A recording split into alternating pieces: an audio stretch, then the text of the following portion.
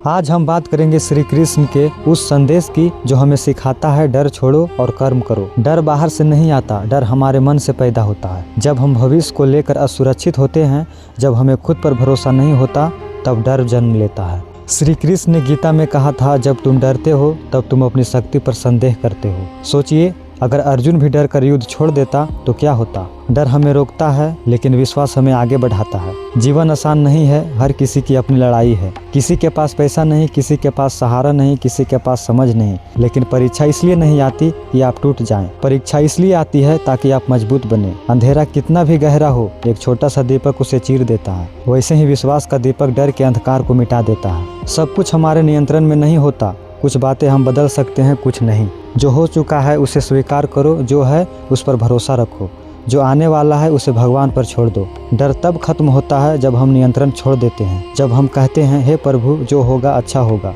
तब मन हल्का हो जाता है। डर बैठा रहता है लेकिन कर्म चलता रहता है। अगर आप डरते हुए भी कदम बढ़ाते हैं तो डर छोटा होता जाता है। श्री कृष्ण ने कहा, कर्म करो, फल की चिंता मत करो। डर फल की चिंता से पैदा होता है। अगर आप सिर्फ कर्म पर ध्यान देंगे तो डर खुद खत्म हो जाएगा। कई बार ऐसा होता है जब पूरी दुनिया आपको अकेला छोड़ देती है। दोस्त साथ नहीं, रिश्तेदार साथ नहीं, परिवार भी समझ नहीं पाता। लेकिन याद रखिए, आप अकेले नहीं हैं। जब सब दूर हो जाते हैं तब ईश्वर सबसे पास होते हैं। डर छोड़ो, क्योंकि डर आपको भीतर से तोड़ देता है। विश्वास अपनाओ, क्योंकि विश्वास आपको भीतर से जोड़ देता है। आप कमजोर नहीं हैं, आप ईश्वर की बनाई हुई सबसे सुंदर रचना है। आज से एक वादा कीजिए, डरेंगे नहीं, भागेंगे नहीं, हार मानेंगे नहीं।